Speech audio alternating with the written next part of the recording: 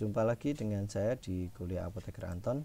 Di video ini saya akan menjelaskan tentang bagian kedua terkait dengan perhitungan dalam resep untuk mata kuliah preskripsi di Fakultas Farmasi Universitas Jember.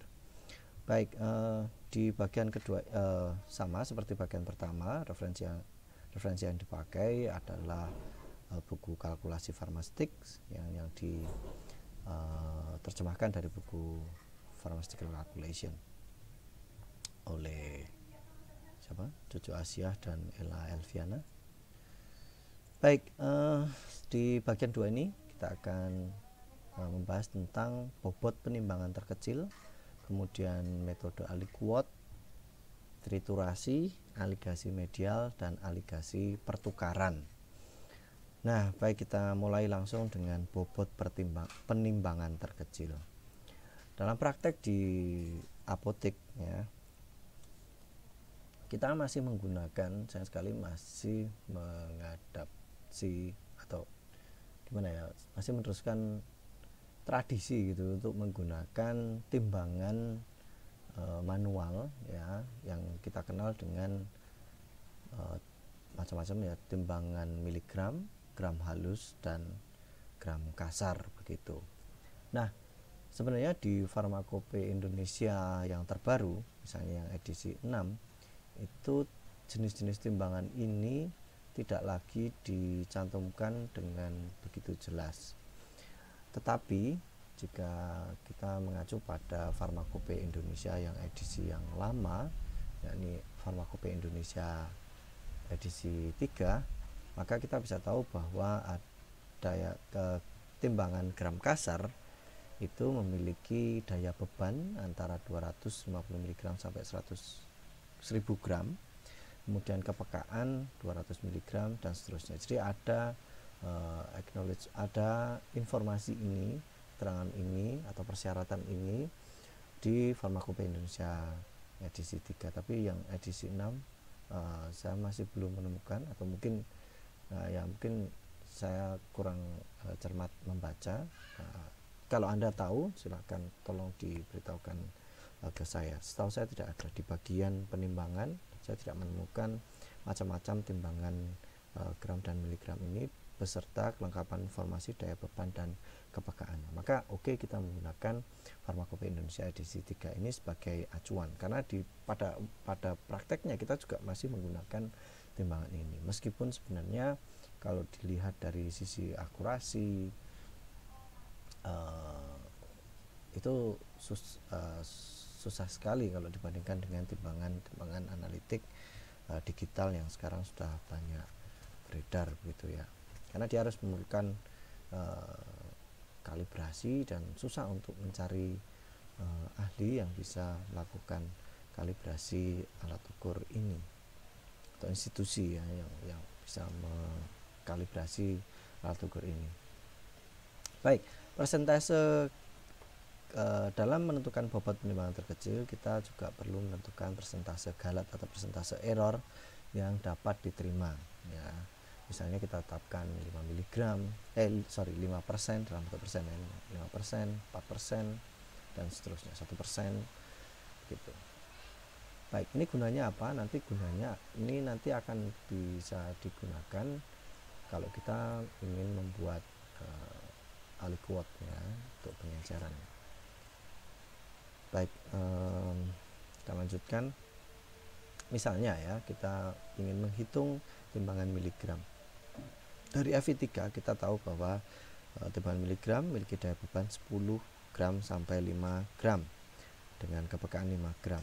Nah, misal dengan menetapkan error sebesar 5%, berapakah bobot penimbangan terkecil yang bisa ditimbang dengan timbangan miligram ini? Monggo kita hitung dengan rumus jumlah penimbangan terkecil itu sama dengan 100% per persentase galat yang kita tetapkan dikali kepekaan. Jadi kita sudah punya data persentase galat di sini ya, ini kita tetapkan bebas gitu ya. Kemudian kepekaan 5 mg ya sudah ada di buku. Nah, maka untuk timbangan miligram ini jumlah terkecil penimbangannya adalah 100% per 5%, coret-coret ya, kali 5 mg sama dengan 100 mg. Jadi timbangan miligram meskipun dia memiliki daya beban 10 gram sampai 50 gram itu masih bisa digunakan untuk menimbang 100 mg, tapi dengan catatan bahwa kita memiliki persentase error sebesar 5%. Artinya apa? Kalau kita misalnya secara teoritis ya, kita menghitung bahan sejumlah 100 mg sebanyak 100 kali dengan timbangan miligram yang kita miliki ini, maka kita bisa yakin bahwa 95% kali penimbangan, kita nimbang bahan 100 mg 95 kali sebanyak 100 kali. Nah, 95 kalinya itu tepat.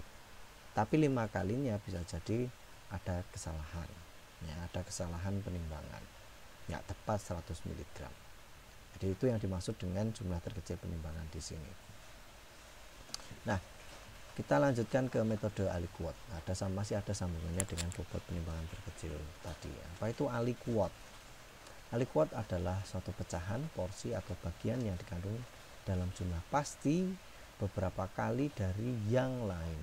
Jadi kalau misalnya ada istilah aliquot ke-20 dari 200 gram, itu sebenarnya artinya adalah 1/20 dari 200 gram. Ya, aliquot ke-20 itu sama dengan 1/20. Jadi aliquot ke-5 dari 200 gram itu berarti 1/5 dari 200 gram. Nah, gunanya apa? Biasanya untuk pengenceran ya, atau nanti juga pengenceran juga bisa diistilahkan dengan triturasi, untuk mengambil zat dalam jumlah yang lebih kecil daripada jumlah terkecil yang dapat diterima dari suatu alat ukur. Nah, di sini ada kaitannya dengan, seperti yang sudah saya katakan, ada kaitannya dengan bobot penimbangan terkecil tadi. Nah, langkah-langkahnya untuk menghitung aliquot atau menentukan pengenceran, bahan yang diencerkan berapa, kemudian nanti bahan yang perlu diambil berapa gitu ya dari campuran yang sudah dalam volume yang jauh lebih besar daripada bahan yang diinginkan ditimbang. Itu langkah-langkahnya adalah yang pertama, kita pilih faktor pengali secara random, kemudian juga porsi aliquot yang diinginkan. Nah, nanti kemudian kita bisa mendapatkan dari sini, bisa mendapatkan total campuran ya, dengan memperhatikan jumlah terkecil. Jadi harus lebih besar dari jumlah terkecil bobot yang dapat diterima dari satu alat ukur. Mohon maaf ini hujan, semoga suara saya masih lumayan keras, agak teriak ini. Baik, nah secara ilustrasinya seperti ini. Jadi langkah pertama kita menentukan faktor pengali. Katakanlah kita punya faktor pengali 25 ya. Lalu kemudian kita nanti di langkah ketiga, kalau kita meloncat ya, kita akan mengambil aliquot ke-25 dari campuran yang kita miliki. Nah, misal kita memerlukan bahan obat sebenarnya 5 mg, tapi karena misal tadi kita menggunakan timbangan miligram ya, yang bobot terkecil penimbangan yang bisa diterima adalah 100 mg, maka kita nggak bisa nimbang 5 mg karena kesalahannya akan sangat besar sekali. Maka kita akan menggunakan 5 yang kita inginkan 5, kita kalikan dengan 25, kita dapat 125 mg. Apakah boleh Pak misalnya kita kalikan dengan 20 saja, misalnya kita mendapat 100 mg? Boleh saja. 22 Pak, 21 boleh saja. Kalau 10 ya tidak bisa karena masih di bawah. Kalau 50 kan masih di bawah jumlah penimbangan terkecil ya, bobot penimbangan terkecil yang bisa dilakukan oleh alat ukur tersebut. Nah, kemudian langkah kedua kita menentukan jumlah bahan pengencernya. Nah, ini memang terserah ya, cuman paling enak itu kalau jumlahnya bulat nantinya ya, 125 bisa ditambah dengan 2875 mg bahan pengencer, misalnya sakarum laktis gitu, maka kita bisa mendapatkan 3000 mg campuran obat. Dan cara pencampurannya kalau kita lihat ini 125 mg, yang ini 2875, tentunya nggak bisa langsung dicampurkan. Teknik pencampurannya biasanya kita menggunakan geometric dilution. Ya, geometric dilution itu cara mencampur, misalnya 125 mg obat ini kita campur dengan pengencer sebanyak kurang lebih dalam volume yang sama. Secara visual ya, 125 mg juga kita campurkan. Kalau kita yakin sudah homogen, kalau bahannya sama-sama putih, kita tambahkan pewarna, misalnya karmin yang umum digunakan. Nah, nanti kita dapat 250 mg campuran. Nah, kita tambahi lagi dengan pengencer sejumlah kurang lebih 250 mg. Jadi nanti kita dapat 500, begitu seterusnya sehingga semua pengencer tercampur ya, membentuk 3000 mg. Ini kita lakukan untuk meyakinkan agar kita yakin mantap bahwa campuran kita adalah campuran yang homogen. Baik. Nah, kemudian di langkah ketiga kita menggunakan aliquot ke-25, yang mana adalah kebalikan dari faktor pengalian kita tadi pakai, atau 1/25 dari 3000 mg. Jadi kalau kita ngambil 1/25 dari 3000 mg atau 3 gram ini, nanti kita akan mendapatkan 5 mg obat. Nah, di sini nih syarat homogenitas itu sangat diperlukan, karena itu bisa dilakukan dengan bisa ditempuh dengan cara atau metode geometric dilution tadi ya, dicampur dengan sejumlah yang sama.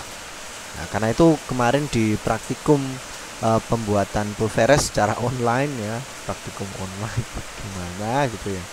Nah, itu kan saya beri saran ya, gunakan tablet dengan ukuran yang terkecil ya, pilih itu yang terkecil dulu, baru ditambahkan yang lebih besar sampai yang paling besar, agar kita yakin bahwa campuran kita homogen. Baik, misalnya untuk contoh untuk metode aliquot ini, misalnya suatu resep memerlukan 50 mg klorfeniramin malet. Nah, timbangan yang kita punya ya paling kecil ya timbangan miligram itu. Maka misalnya kita mengacu pada tadi bobot menimbang terkecilnya 100 mg, kita nggak bisa hanya langsung menimbang 50 mg. Rentan memiliki kesalahan pengukuran. Maksudnya kita pengennya nimbang 50 mg, tapi ternyata ya meskipun anak cocok dengan anak timbangnya, tapi bisa jadi sebenarnya itu adalah 52 mg misalnya, atau 49 mg misalnya ya, tidak tepat 50 mg. Nah, dengan menggunakan timbangan resep yang memiliki kita memiliki juga timbangan resep yang memiliki kepekaan 4 mg. Jelaskan bagaimana Anda mendapatkan jumlah klorfeniramin malet yang diperlukan dengan galat tidak lebih dari 4%. Nah, sekarang syarat kepekaannya 4 mg, kita punya galat 4%, berarti 100% per 4% ya, kali 4 mg, kita dapat juga bobot penimbangan terkecil ada 100 mg ya, 100 mg. Baik, jadi ini 100 mg. Nah, pertama kita tetapkan faktor pengalinya berapa. Faktor pengalinya misalnya 4. Jadi kalau kita pengen tadi dapat 50 mg ya, yang pertama bahannya ini kita timbang 4 kali 50 mg. Yang kita timbang adalah 200 mg ya, 200 mg. Kemudian kita lihat porsi aliquot yang dipilih 150 mg.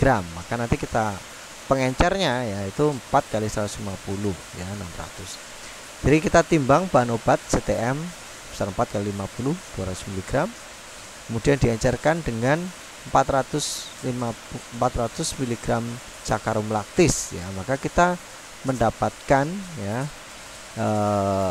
jumlah campuran sebanyak 600 mg yang kita peroleh dari 4 kali 150 mg 600. Jadi sisanya memang sakarum laktis 400 begitu ya.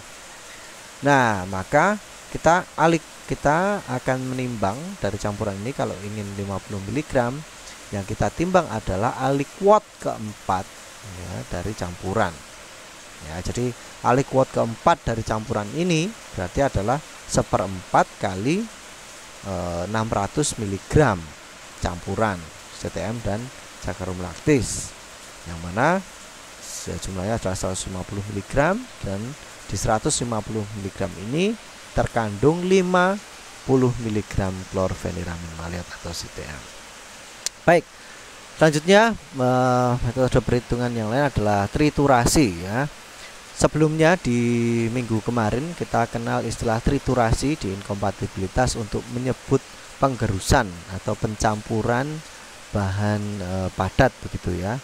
Nah, istilah triturasi di sini agak sedikit berbeda ya. Triturasi yang dimaksud di sini adalah pengenceran bahan padat ya, bahan padat. Nah, ini biasanya pengenceran untuk serbuk halus zat medicinal potent atau active pharmaceutical ingredients. Aturan resmi terdahulu misalnya 1 bagian konstituen aktif dalam 10 bagian campuran, biar gampang gitu ya.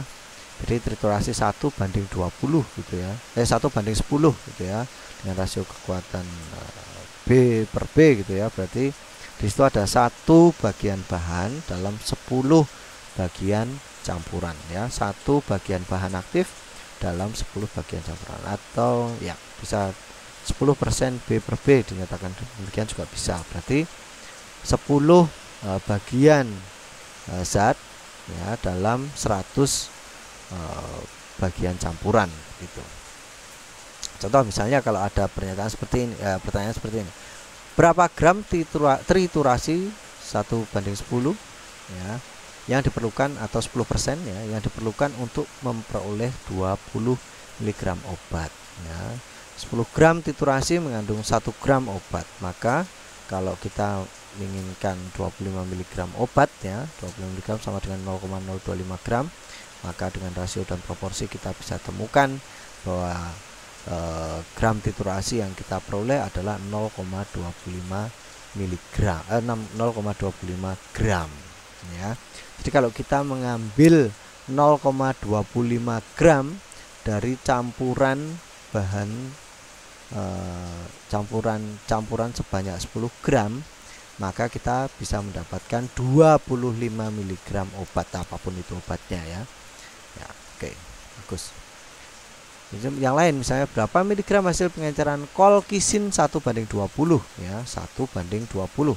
1 kolkisin dalam 20 campuran antara kolkisin dengan bahan pengisi atau pengencer gitu ya, yang harus digunakan oleh seorang apoteker industri dalam pembuatan 100 kapsul obat ya untuk studi obat klinis. Jika masing-masing kapsul mengandung 0, mg kolkisin, kita pengennya bikin 100 kapsul mengandung 0,5 mg kolkisin, padahal kita punya bahan ya 1:20 ya. 1 gram kolkisin itu ada dalam 20 campuran kolkisin ya. Kolkisin yang kita butuhkan sejumlah 0,5 kali 100 kapsul berarti 50 mg. Nah, berapa sih yang kita ambil ya? Maka 20 ya miligram hasil pengenceran mengandung 1 mg kolkisin, atau 20 gram mengandung 1 gram gitu ya.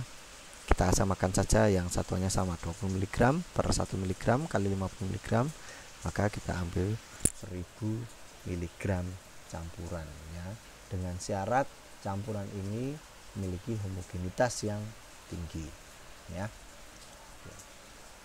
Dan kita lanjutkan dengan materi aligasi medial. Aligasi medial biasanya digunakan untuk mencari konsentrasi ya pada beberapa campuran bahan obat yang sama ya, yang memiliki konsentrasi berbeda-beda.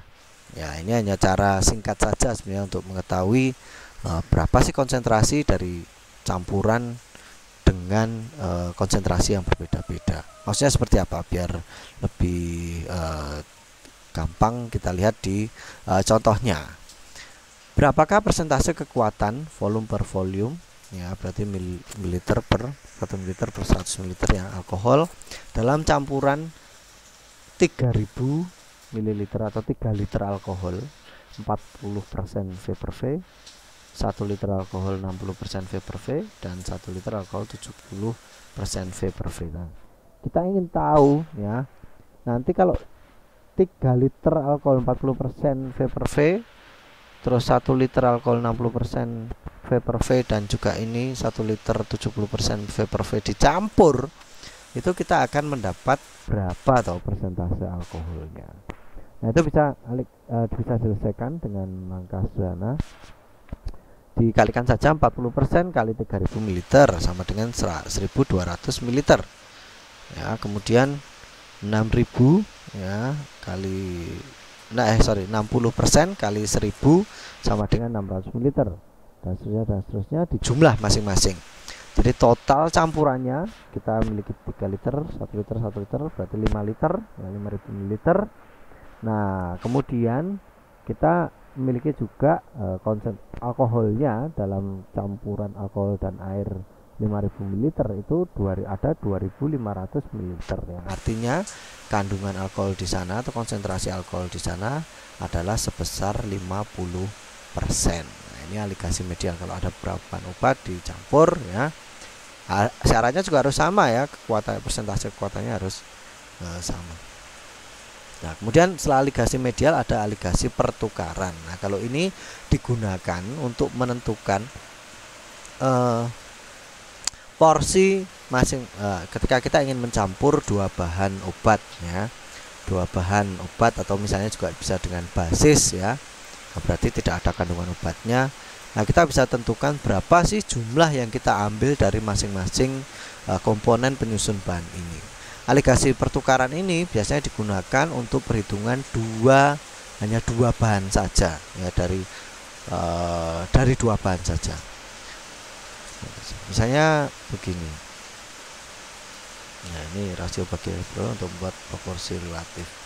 Nah, misalnya gini, kalau kita punya misalnya alkohol 95% ya, alkohol 95% dan juga punya alkohol 50%, kita ingin membuat alkohol 70%. Nah, maka berapa bagian alkohol 95% yang diambil dan berapa bagian alkohol 50% yang diambil untuk membuat alkohol 70% itu bisa ditulis ya.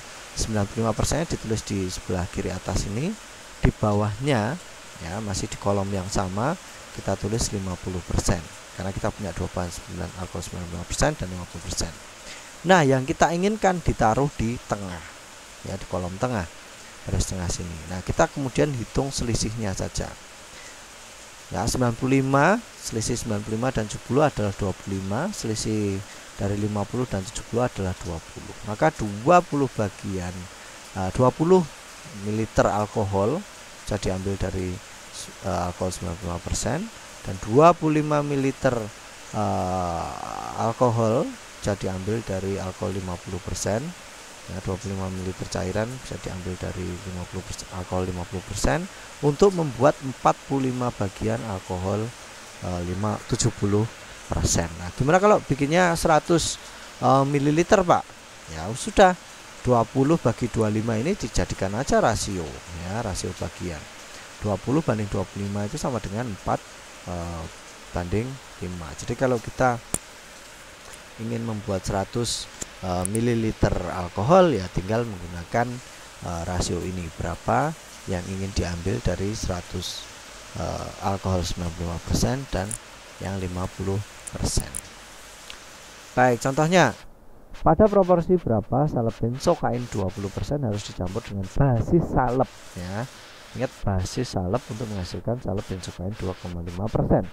Basis salep berarti tidak mengandung benzokain, maka konsentrasinya kita tuliskan 0 ya.